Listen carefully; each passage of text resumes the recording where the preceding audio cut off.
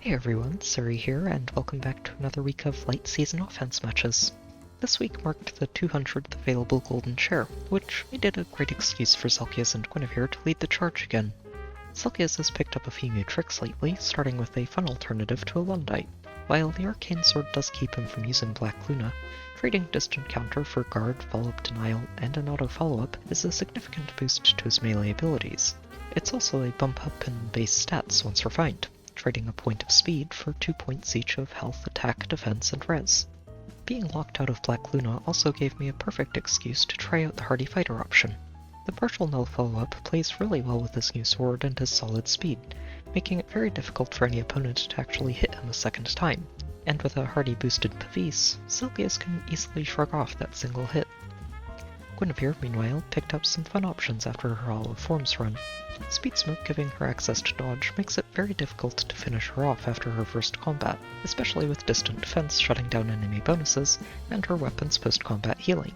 Icebergs mostly here as a fun option to give her access to big numbers, but it does help make up for the firepower she loses by switching away from Unity.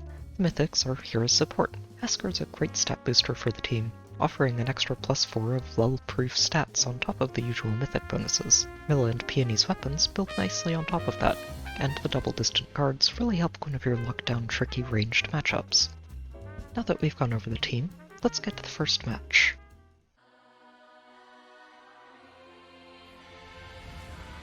This match was an interesting one to see. It's actually very similar to my old Anima layout, including a maxed out Brave Edelgard and Winter Felix as bodyguards for their team. It's a bit unfortunate to not see Edelgard's new refined here, but having 2 saves on the team makes it tricky to approach this in the player phase, and can make it annoying to clean things up after you bait things out in the enemy phase as well. Felix also doubles as a great ranged threat thanks to Bolt Fighter and Unity, and the extra mobility he gets from ground orders thanks to Eldgin, and Alm's a good substitute for Eliwood as well, thanks to his extra movement from the weapon and Pathfinder from Note, which means that he'll usually just rally onto Felix and then get launched headfirst into the enemy team. I decide to get things going on the first turn here and not let Felix have access to that defense tile, since with the defense tile active, Gwyn wouldn't actually be able to punch through him in one round of combat. So, after we get in position, Alm rallies forward, gets danced by Eldgin, and Felix takes the first shot.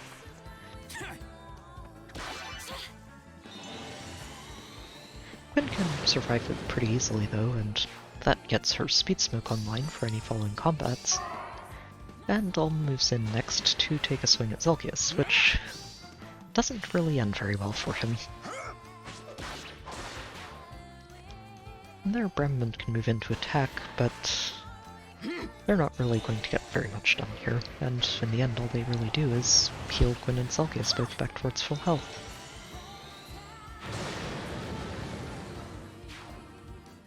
Isolating Dorothea means that nothing else gets to reach us here, and from there it's pretty easy to start cleaning things up in the player phase.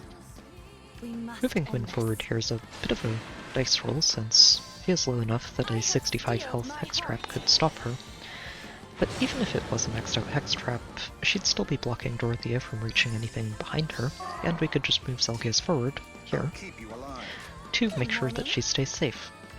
With Dorothea out of the picture, we actually move even further forwards to make sure Eldgin stays on the defense tile and will stay alive while we reach these Aether pots later. Since without Black Luna, Zelgius isn't going to be able to break through Eldgin at all when he's got that defense tile working for him. On the other hand, Eldgin's not going to accomplish anything either, which makes it a pretty easy way to stall that match out. While Zelgius takes out Note, and then Edelgard shortly after that.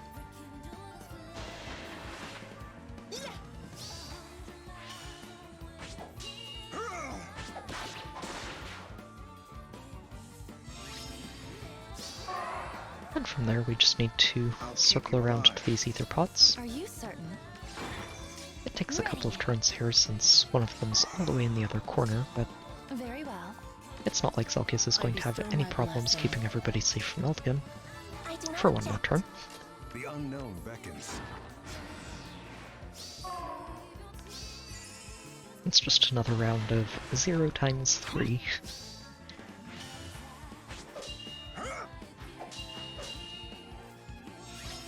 And from there we can just have Gwyn move over, pick up the Aether pot, and then dance her to close out the match. Are you certain?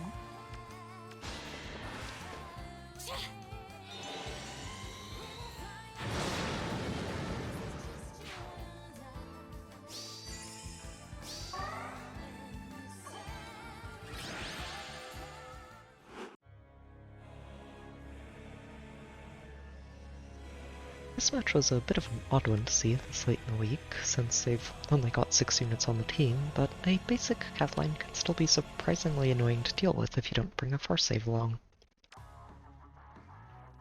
They have a lot of firepower to work with here. The pre-charged Iceberg from Happy hits very hard, and Severa's conditional Brave effect is a great way to follow through on any of her teammates who attack first. Letitia's bulk can also easily catch people off guard, especially into any blue tanks that might be able to handle Severa and Happy. And of course the maxed out Sothis is just really fun to see. I bestow my blessing. I decide to get things going right away here and Very deliberately make sure that Zelgius isn't being a bodyguard for Guinevere, since it means that she gets to bait Sothis forward and not knock her out, which lets us keep her alive while we reach the Aether pots later, and also means that she gets to activate Speed Smoke for free at the beginning of this enemy phase.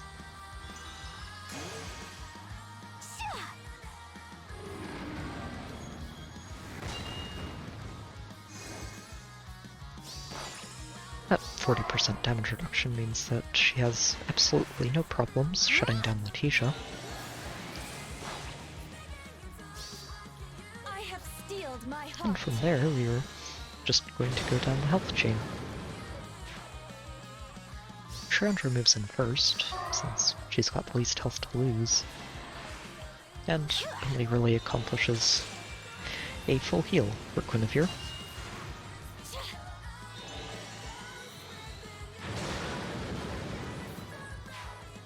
Unfortunately, her weapon going offline after she gets knocked out means that Azura doesn't move into attack here and instead dances Sothis, who rallies Severa and then lets Severa go in and take her brave hits. You ready? You better be. A little bit unfortunate to see that Moonbow do absolutely nothing. I have steeled my heart.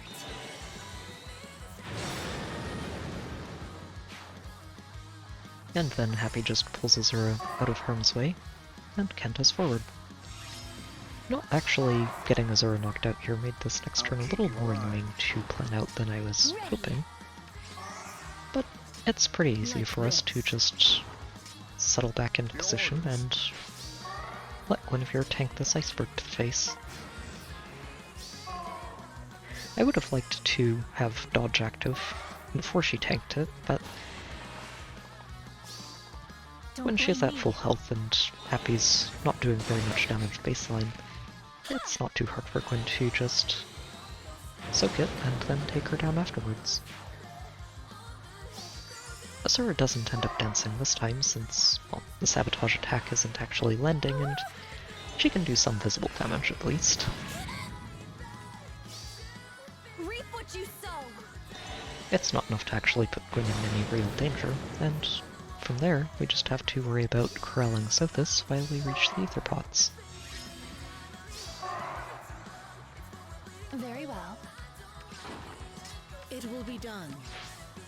It's a bit of a longer trek than I would have liked, since we haven't really been able to move out of the starting positions in these first couple of turns. But Are you certain? as long as Zelgius keeps everybody else safe from Sothis, we don't really have to worry about her attacking anybody other than Guinevere.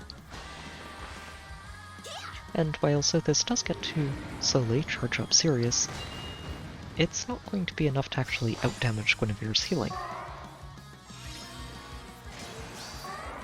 So we just continue to move slowly forward. Maybe this way. The unknown beckons. I bestow my blessing. And gradually work our way up towards Very these well. Aether pots. I'll keep you alive. So this goes after Guinevere again, this time with her newly upgraded Sirius. Cut through. And only does about as much healing as Guinevere gets every 2 combats. So from there we can actually start cleaning the match up. Ready. Ash can get forward into first Aether pot, Gwyn can grab the second one, and then Zelgius can keep everybody safe and close out the match. Like this.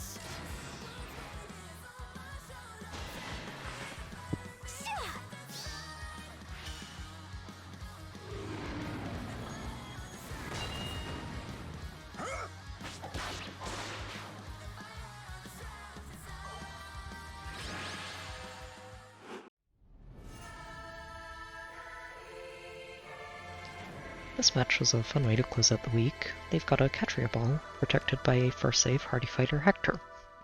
These two feel like a pretty common sight on defenses these days. Catria gives her team a major boost in firepower, and Hector does a good job of keeping them safe from hit-and-run approaches. The Summer Thor's a neat touch. Her weapon gives her a bit of a pre-charge every turn, which means that she gets a nearly guaranteed Glacies every combat thanks to Triangle Attack and World Breaker. And Hardy Bearing means that she can punch through any Vantage Sweepers. Ymir is another fun part of this team.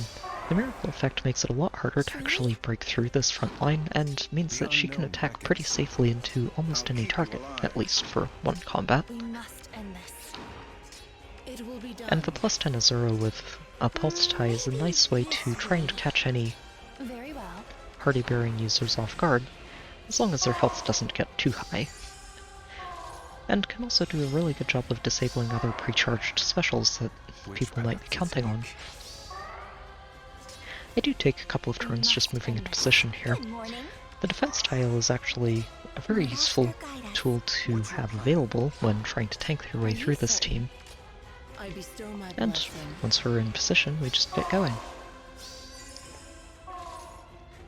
Things start off pretty well here. Medius moving in to attack Zelgius is a good sign, since it means that nothing can actually crack Guinevere open. And when he's doing 0 times 2 to Zelgius, it's not going to end very well for him. Note moves in next, and doesn't actually have a triangle attack available anymore, since Medius already went down. Which opens up Ymir to go in next and get one-shotted twice, thanks to her miracle.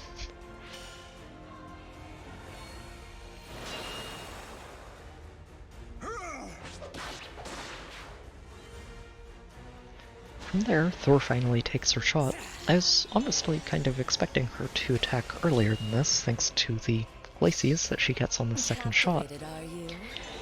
But as it turns out, that defense tile does a lot of work, and she doesn't actually get any damage done.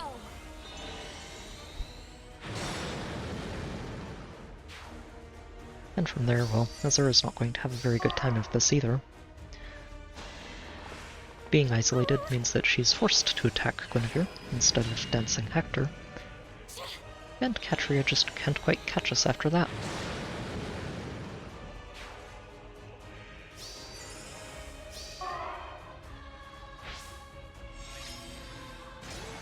And from there, it's pretty easy to start cleaning things up. Very well.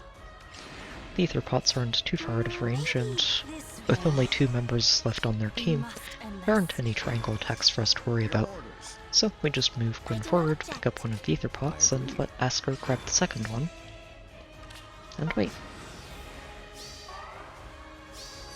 We could have potentially ended it this turn if that hadn't been a real heavy trap.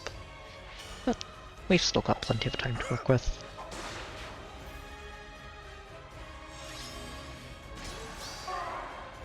Are you And certain? from there we just Ready. dance Gwyn forward, Truly? We must end this. and have her attack into Hector to close things out.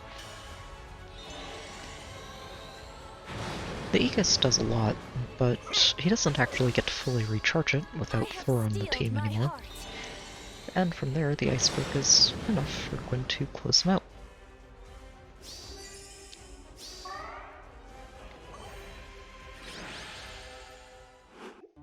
was another fun week of matches. It felt really good to get Guinevere and Zelgius back in the spotlight, and to see them doing so well. They work really well together, and I'm hoping to keep them as a carry pair for a long time to come. I am planning a bit of a celebration stream for the AR anniversary next week, mostly as a way to help catch up to the present with videos. I'll have it scheduled a few days ahead of time, so keep an eye out for it. I do have a Discord channel if you'd like to hang out and chat. There's a link in the description, and I've also got a Patreon link there if you'd like to help support the channel. As always, I hope you've enjoyed the video, good luck with your own matches, and I'll see you next time.